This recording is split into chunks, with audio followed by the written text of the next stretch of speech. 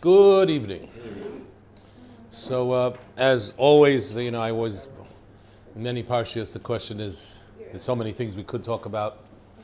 What should I focus on? So, this morning, I went to a cardiologist. He said I'm fine, and just a sort of a check after my incident and going on, etc. But figured it's talking about the heart, that the heart has to be work good. So there's an issue about the heart in this week's Parshat. So I figured we'll talk about that. We're here in Parshat in KiTavo. I think at the beginning of Sefer Devarim we mentioned that the entire Sefer Devarim was said in the last 40 days of Moshe's life. But there was particularly the last day of Moshe's life. Okay? I'm not going to say, I gave a shiur a couple times in the past on this theme, and I'll just mention it briefly because it does focus on what, it does touch on what I want to talk about. But we find that many times in Sefer Devarim, the word Hayom appears where it's completely not needed. Right, you could have just as well have the sentence without the word Hayom, would work just as well. Right. Many examples. I'll just give you a couple that come off the top of the head. Next week we're going to read the Parshat Nitzavim. Atem Nitzavim Hayom Kulchem Lefnei Hashem Elokeichem.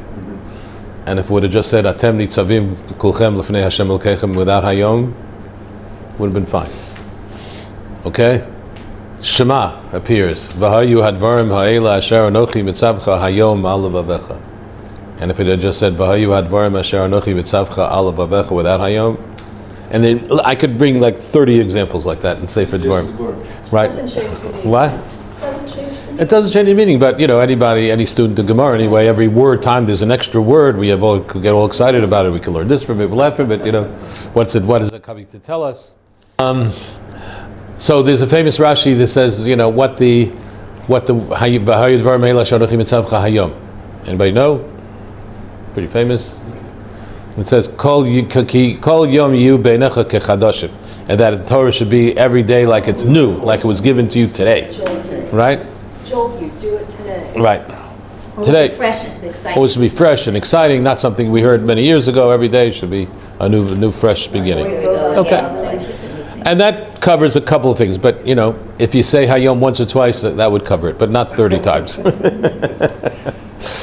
And so we'll have to see what that's about. There's another Hayom that we're going to talk about, which really brings it down very forcefully. But the main Parshat in Hayom, okay, we're going to start with chapter 29, which in this book is on page Tufshin Lamed Aleph, Shvi of KiTavo. If you see the previous section, was the whole section of the Tochacha. Okay, the Tochacha is the how do you say that in English? Litany of curses and all kinds of terrible things that will happen to the Jewish people if we don't do what we're supposed to be doing. And I just happened to be reading a couple weeks ago. I'm still in mourning, so to speak, for Rabbi Wein. So I've been reading his. In preparation here, I was reading some of the things he had to say. So he talked about, of course, from a historical perspective, that we actually, this nevuah, everything that it says in the Tochacha, in the Holocaust, it was all there, all of it, nothing missing, all the worst parts. What? Lonnie is upset with me. Okay, she's upset with me. If I go a little 5 minutes over, it's her fault. She's upset with me because she wanted me to say over something I had said in the past about the Tochacha, that there's a minig that most shuls have, that when you read the Tochacha, you read it faster and lower, right? Right. In one of the actually in our shul, I don't know how he's going to read it faster. I know that in one of the shuls I was in the past, the Balkari was crazy. Like nobody could understand what he was saying. It was blah, blah, blah, blah, blah. Right. So I told him, okay, faster, but still have to hear Kriyas and Torah. You also don't call up anybody. What? A lot of people don't call up anybody for that. You also don't call up. There's actually a famous story about that, about not calling up. There was one town where nobody wanted to be called up for the Tochacha, So they're looking, and they finally found Shmerel. He's willing to take the tochacha for $50, right? Okay, pay $50. He'll take the. All right. So comes Shabbos morning, and the davening. Shmerel ain't there. Okay, maybe he's coming late. Baruch Hu, Kriya Shema, Shmona Esrei, still not there. They're taking out the Torah already, he's still not there. And finally, Kustocha Shishi, finally by Chamishi, he runs in and he gets there. And the rabbi looks at him, but they give him the aliyah, etc. And then he walks to him. He said, "What is this? How could you come so late? We're paying you this." He said, "From one teichacha, I'm going to make a living." He went to all the shuls in town. So I guess he wasn't too worried about it. But that's not what Lonnie wanted me to tell over. But there's a very beautiful story with what happened with the Kloisenberger Rebbe, Zchusa Yugen Alayni, who's a special Jew, one of the great survivors of the war, who really rebuilt Torah. And in particular, he went through I don't know which concentration camp, one of them, and for several years they say he never, even though people barely ate there, he didn't even eat what the Nazis gave, because they didn't feel it was kosher. So I don't know how he survived, just on bread. Like if they gave up some slop that might have had some meat in it, he didn't touch it, just the bread. What? So anyway, after he went through the war, he lost his wife, I think, a bunch of children, however many they were, and many of his chassidim, and but he didn't break his spirit at all. I've mentioned in the past, there's a book that I think is an important book called "With God in Hell," by Professor Eliezer Berkovitz, which talks about the question of how people kept their faith despite going through all that. And they talk about him, and the other one they speak a lot about is the Bluzhever Rebbe, right? Who also Yafa Eliach also talks a lot about in her book Chatzik Tales of the Holocaust. Anyway, so the Kloisenberger Rebbe was, in particular, he's shown in the DP camps after the war. He was one of the main rabbinic figures, him and Rabbi Herschel Schachter, not today's Rabbi Herschel Schachter, but the father of Rabbi J.J. Schachter, who was a chaplain, and they came to all these broken people who went through unbelievable hell, and somehow managed to revive their spirits and have them come back to themselves and come back to HaKadosh Baruch Hu. So in the DP camp, he was there, and they were up to Parshat KiTavo, or maybe B'chukoseh, that I can't promise you. And they were reading the Tochacha, and the Baal Korea, as I just said, he started reading it lower, and faster, and the Rebbe said, Hecher! Higher. So he read it a little higher. Hecher! Till the guy was almost screaming. He said it a few times. He wanted him to scream out every the whole Tochacha. People wondered, what's this all about? So afterwards he said, most people say this because we shouldn't have these curses. We had all of these curses. We had every one of them. And we come to the Rabbanu Sholem and we can tell him, we went through all this and we're still here in shul today. Maybe that'd be a schus for us. This is our great schus, that we were able to go through this and still retain our identity as Jews. So it's a very powerful story. Okay. All right. So at the end of the Tochacha,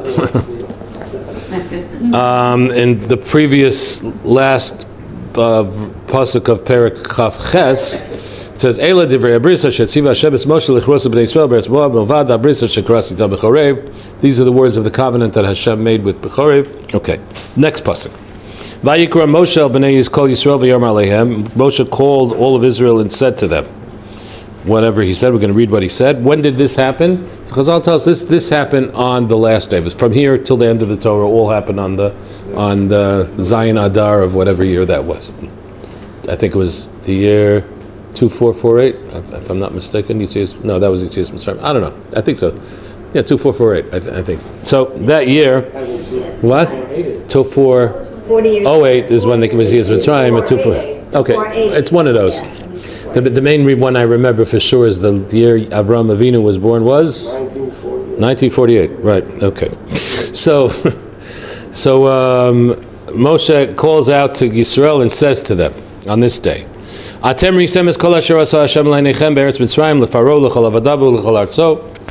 You have seen everything that Hashem has done to Pharaoh, etc., to Mitzrayim. Hamasos hagdolos asher ro'einecha osos v'avosim hagdolim lahem. All the great and all the great miracles and all the amazing signs you lived through the whole life, and with the man and with Ananei HaKavod, and with, it's a miraculous existence. And then a strange pasuk, we'll get back to it. V'lo nasan Hashem lachem leiv ladat ve'inayim leros v'aznayim l'shmoa ad hayom hazeh. Hashem did not give you I am on page Tafshin Lamed Beis, Perek Chavtes pasuk Gimel. Okay? Hashem did not give you a heart to feel, a heart to know. Leiv ladat. Okay? Ve'inayim liros, and eyes to see, v'aznayim l'shmoa, and ears to hear. Ad hayom hazeh, till this day. Okay? And we have that pasuk is a very difficult pasuk to understand. First of all, what does that mean? A leiv ladat. Usually it's a moach ladat, right? A brain to know. What's a heart to know? What's that about? A leiv ladat. And he didn't give you that until this day. What would the simple meaning of that verse probably be? You didn't, what? You have a heart. Well, you had a heart, but what didn't you have? Direction. You didn't have something until this day. Desire for the Torah. Maybe, I don't know, but it would simple meaning would seem to be that they didn't quite get it, whatever, until today. Till today, you didn't really understand what's going on. You didn't have the knowledge. You didn't have the eyes. You didn't have the ears, right? Until this day. Okay. All right. We'll come back to that. What happened on this day? In other words, the last 40 years, you didn't get it. It's a little bit of a critique, it would seem, All right. Till Hayom Hazeh, till this day. There's one of our Hayoms, okay? And I went with you 40 years in this desert. You clothes didn't wear out. You didn't eat bread, you didn't drink wine. Instead you had the man. I put that with that somewhat, but anyway, so you know Hashem, you came to this place. He was successful in the war against Sichon and Og, and we took their land, we gave it to Reuven, Gad, and Chatzi Menashe. Be careful about these words and the words of this bris, and do them so that you will know everything that you're supposed to be doing. Okay. What is this pasuk about? What is this pasuk about? Okay. It's not a moach. What? It's not a moach. Right. So what is that? What is that about? That's very good. So Rashi first tells us, if you look at Rashi, lahakir es chazdei kadosh baruch hu v'lidavek bo. To recognize Hashem's kindnesses to us and to cleave unto Him, but to be attach yourself to Him. Which is the duty of the heart, not the mind. It's a duty of the heart, and it's also a duty of the heart. That's something that you have to do. There's the heart. The question is, with the heart is the heart here? Is the heart part of it? To understand this a little bit more, let's look at quickly at another Perek Lamed Beis pasuk Mem Vav. Vayomer Alehem, he said to them, Simu levavchem l'chol hadvarim asher anochi ba'ed bechem. Place your heart. There's no other word like that in the Torah, though we'll see there is in Tanakh that phrase is used a couple of times. But simu lasim lev. In Hebrew, in Ivrit, we use it all the time. When somebody tells sim lev, usually pay attention. Right? That's how you say, pay attention, sim lev. Right? But there's more to it than that, as we'll see. I say, place your heart, that I'm everything I'm telling you, so that you'll be able to pass it on, to keep and to do the Torah. See, Rashi says, the last Rashi on the page, what's simu levavchem? Tzarich Adam sheyihiyu einav ve'oznav ve'libo mechuvanim l'divrei Torah. In order to get the Torah properly, you have to place your eyes and your ears and your heart to the Torah, as we see in Yecheskel, and we'll look at Yecheskel in a bit. Ben Adam ra'ei be'einecho v'aznacha shema v'simecha. Yecheskel was told to do this, to hold your heart to Torah. Why? Because you have to. That a person has to.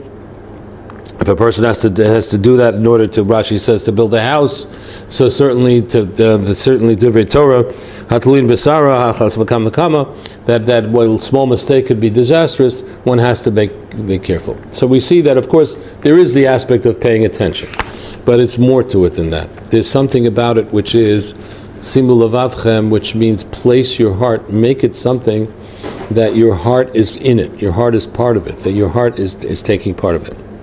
And let's see, there's an example in this pasuk. We're going back to where we were on the pasuk of Lo Nasan Hashem Ledas. Okay, Rashi says, first of all, we have to simu levavchem. I'm sorry, you didn't have leiv ladas. You didn't have that ability to do that, or you didn't do it properly until this time. Now it's the time to really try to do that properly, right? And to be bizdabek b'Hashem.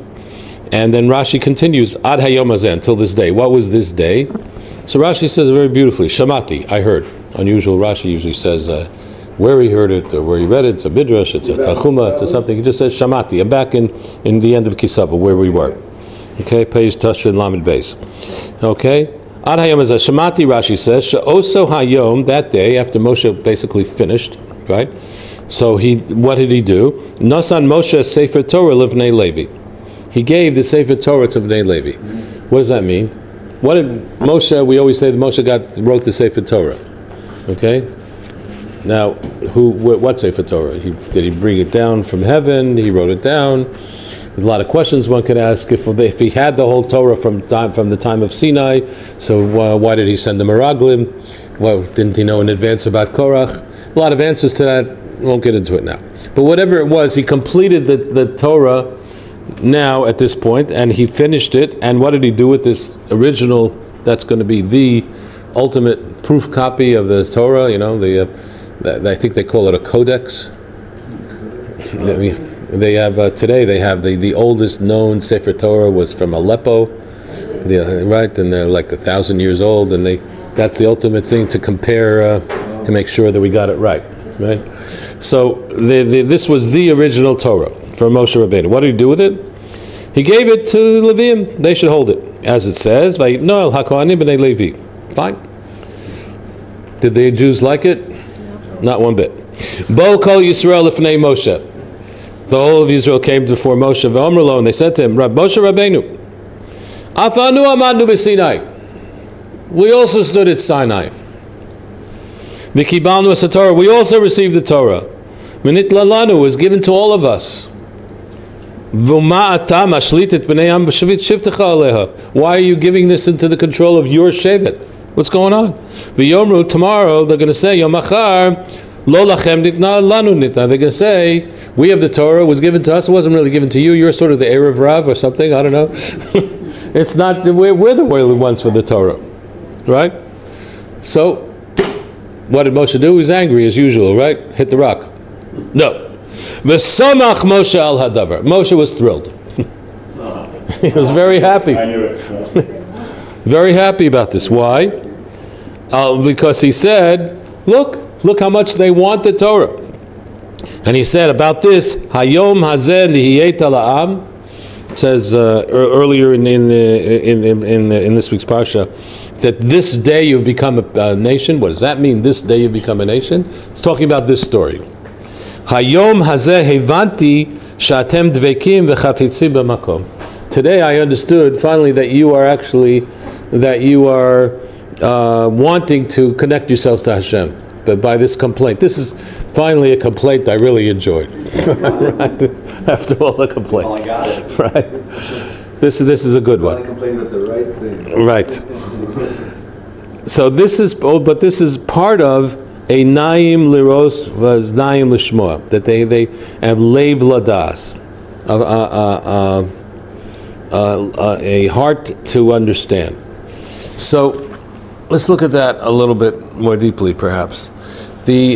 As we mentioned, usually when we think about what the heart is and what the function of the heart is and what the function of the brain is the thinking, cognitive thing, right?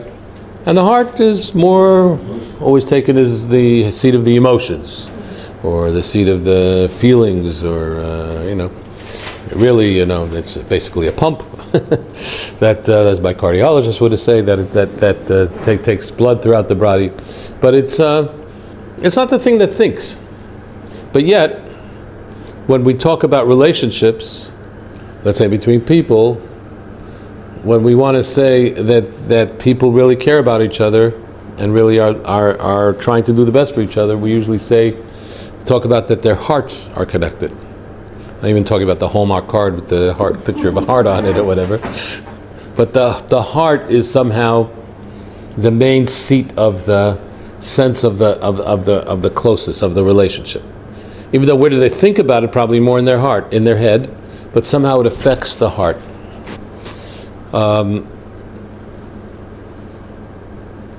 I heard Rav Soloveitchik had once, he said something interesting about this. He said about the Torah, that the mitzvah of Torah really, based on this and other sources, is to get the Torah into your heart.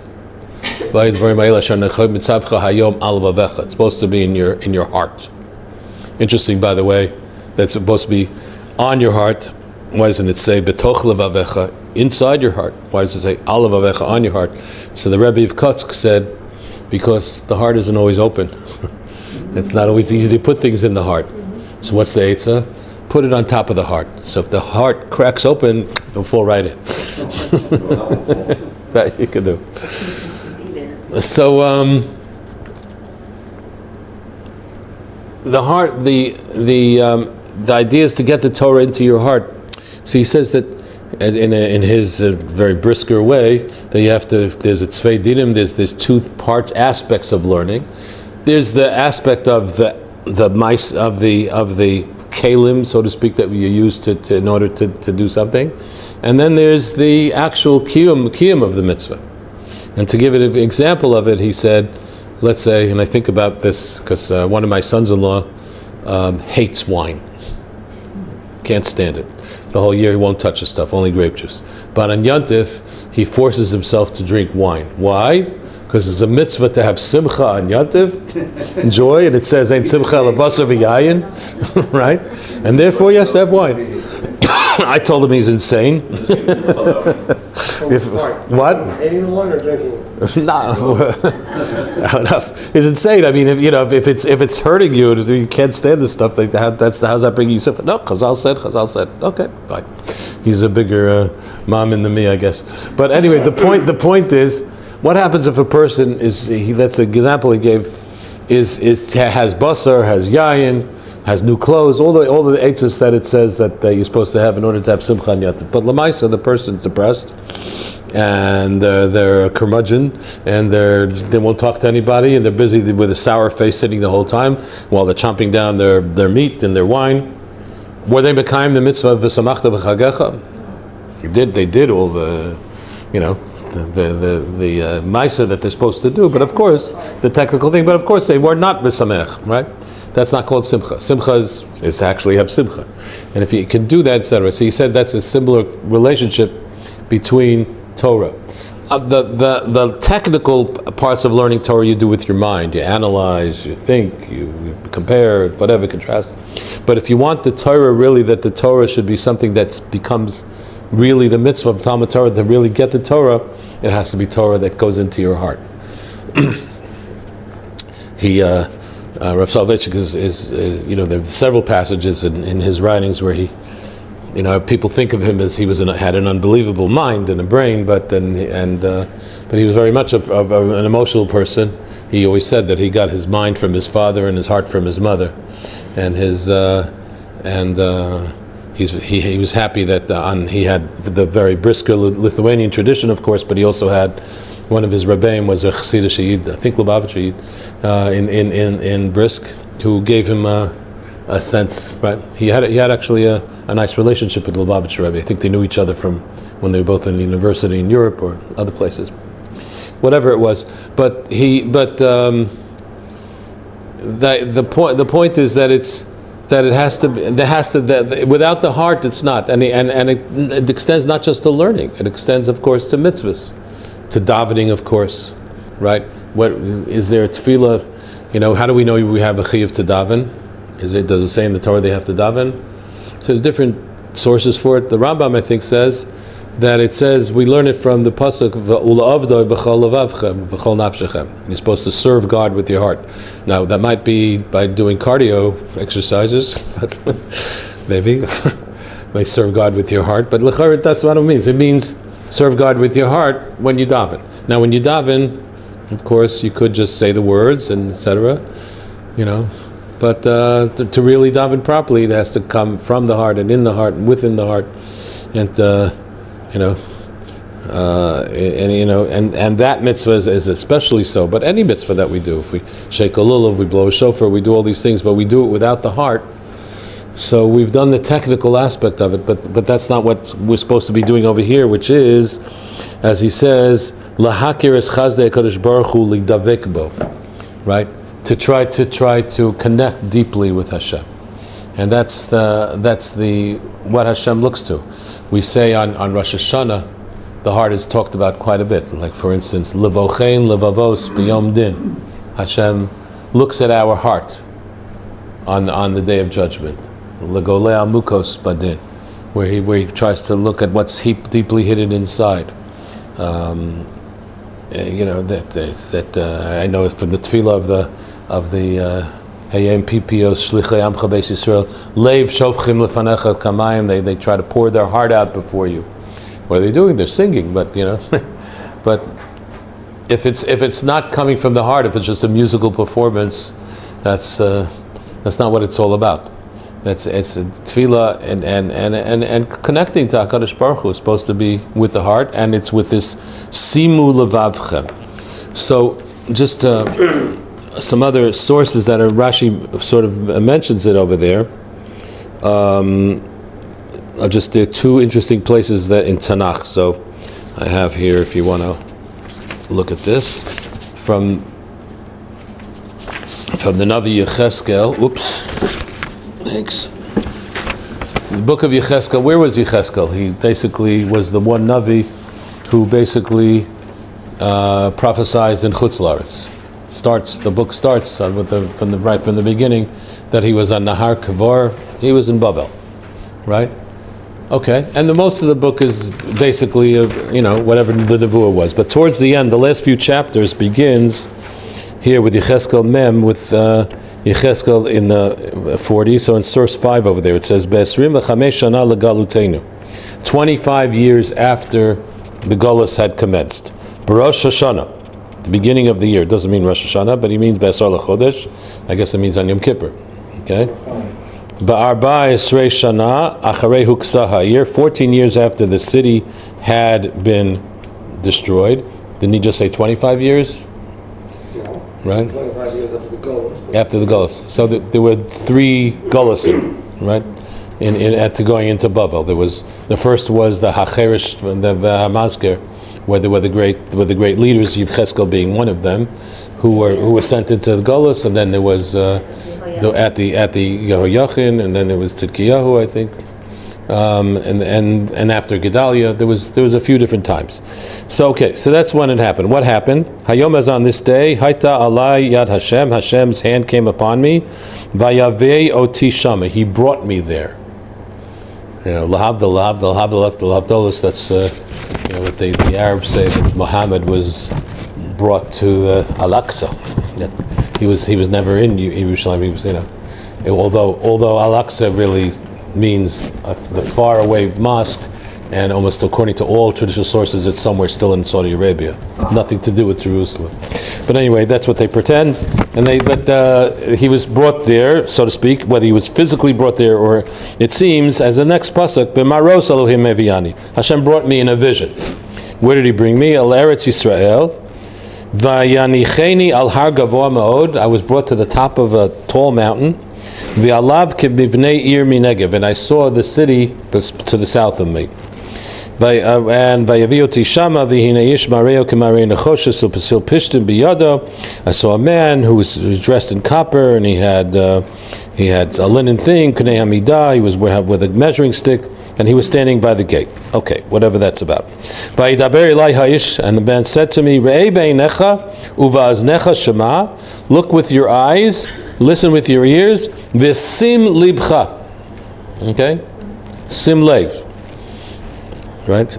Well, the only time it was in the Torah we saw over there in Hazinu. Here's same lave. L'chol asher mareoscha. To everything I'm going to show you. Ki leman haroscha huvasa heina. Because to show you this, you've been brought here. Right? Hinei hagedis kol asher atorah lebeis Yisrael, so that you should tell it over to Beit Yisrael.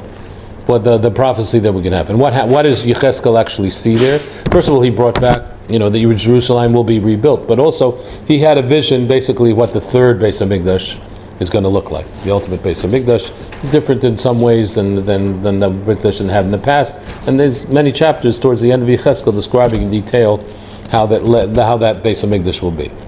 It's the last third of the book. Okay? Anyway, but the point that for us here is, he has to go with sim libcha, which again doesn't mean just pay attention, but means lasim lev. I would say is perhaps if you have something like, probably the best way to think about it is if I'll say your kids, so I probably mean your spouse, tells you this is something important to me. Can you please lasim lev al zeh, right? So right. So what does that mean? Or when you're trying to do something for your kids and they ask you to do something the sim lev, right? It means not just pay attention while I'm talking and then go back to what you were doing, which by the way that's hard enough, right? In today's day and age, to take your eyes away from your devices and your whatever you are doing and actually pay attention to the person you're talking to and talking to you. But I'm talking to myself here, by the way. But more than that. The person who's sam lev, he puts his heart on it. To make sure the thing gets done, make sure the thing is taken care of, to value it, to think about it deeply, to think this is important. That means to place your heart on it, not just to okay, fine, I'll get to it sometime. Place your heart on it is make this something really important and valuable, and place it inside as as a priority, as something that you really care about.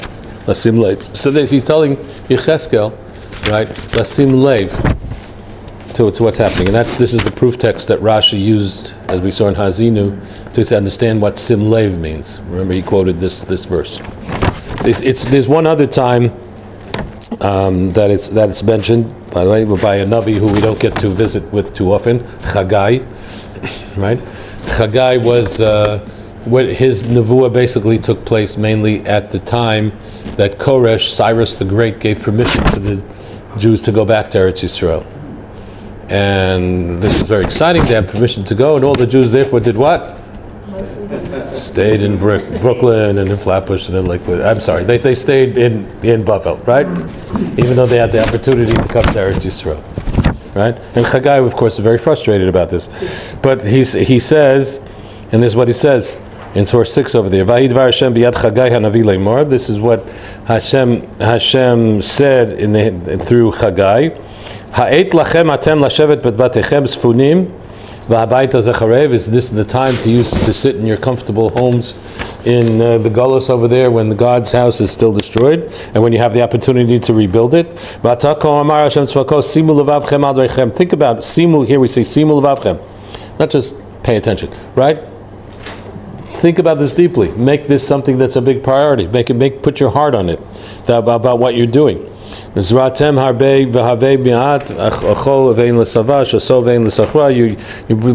involved with your businesses here. There's not much going to come from it, right? And then again, right?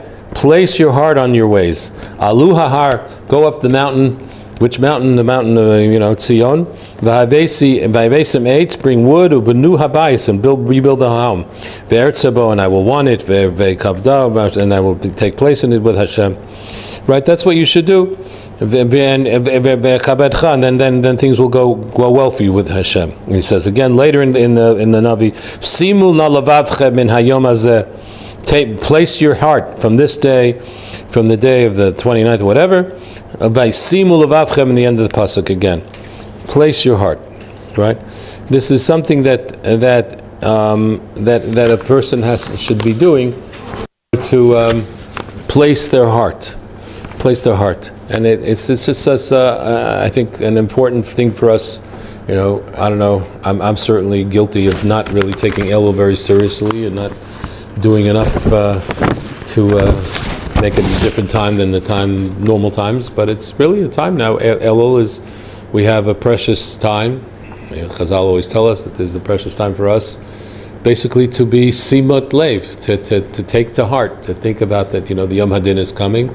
What do we have? Less than 2 weeks now. Yeah. What is it? So 2 weeks from tonight is the second night of Rosh Hashana. So, right. So this coming Motzei Shabbos already slichas. It's Monday night. Monday and Tuesday night. Wednesday night is over. Wednesday night's over already. So it's Monday night and Tuesday night. Yeah. No. Okay, so 3 weeks from tonight is Kol Nidre. Right.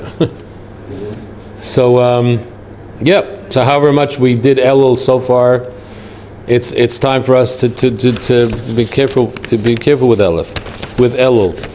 He brought down here an interesting, another sort of related thing where Kalev was by the way, the name Kalev is Kalev. He had his heart, right? How was he successful in resisting the Meraglim? The pasuk says there in 9, Avdi Kalev Haisa Ruach Acheresimo. He had a different spirit with him. Vayimalei Acharai. It's an interesting word. He filled in for me, or something like that. Vayimalei Acharai. Well, not quite clear what that means over there. Rav Havi Yosiv El Aretz, and therefore I'm going to give him to the land, and he'll be able to inherit it. Rashi says Ruach Acheres, right? There are two. He had two ruchos, one in his heart, one in his mouth. He said first he tried to convince the Meraglim, yeah, I'll play ball with you, I'm part of it, etc. And they thought that he's going to say what he said, and that's what it says later in Yehoshua. Va'oshivo sam davar kasher im lavavi. Vayimalei acharai, vayimalei es libo acharai. He filled his heart. Basically, he says he filled his heart to do it with what Hashem wanted. He could have just, gone with the flow. He could have said what everybody else said. The Meraglim were not our topic tonight, but they were supposedly great people and they had good reasons for what they did, etc. But of course, it was a terrible thing. Why did Kalev not fall into that trap? Because he was Sam Lev. He kept his eye on the ball. And what's really important over here? What's really important is it doesn't matter that they're giants and they're scary and they're this and they're that, but Hashem is with us, and if we saw bigger things that Hashem could conquer, and don't worry about it. If Hashem says we can go, and if it's a good land, we should go. So, Lasim Lev, to put our hearts in the right place, to say, like Rashi said over here, to show that Hayom Hazeh, Hashem understood that we really do want the Torah. We don't want somebody else to have the Torah. That's a big problem today, by the way, especially in the non-Orthodox world. They want the rabbi to be the religious for them and to do the mitzvahs for them, or to do Torah. Somebody else should learn the Torah. Somebody else should be a Talmid Chacham. Somebody else should, be a Gedavner. No, we have to want it for ourselves. That's not the way it works. Judaism is a participant sport, not a spectator sport. It's, yes, of course we have Rabbanim, but they're not supposed to be doing it for us. They're just supposed to be helping us do it ourselves. And to place it in our heart that we really want this for ourselves. And that's really what Elul is all about. Just finally, there are many different Rashi Tevis that they say about what Elul stands for, but the most famous one is Ani L'Dodi V'Dodi Li. Right? So if you think about that, Ani L'Dodi V'Dodi Li, in that order. If Ani L'Dodi, then Dodi V'Dodi Li. If we dedicate ourselves that we're going to try to fix our relationship and improve our relationship with Dodi, with our great lover Hashem, then he will be Dodi Li. Hashem will do that. And Mitzvah Hashem, we shall have a successful and a good and sweet new year. And may Hashem hear all our tefillos. And may this finally be the final Rosh Hashana before Mashiach. If he doesn't come before.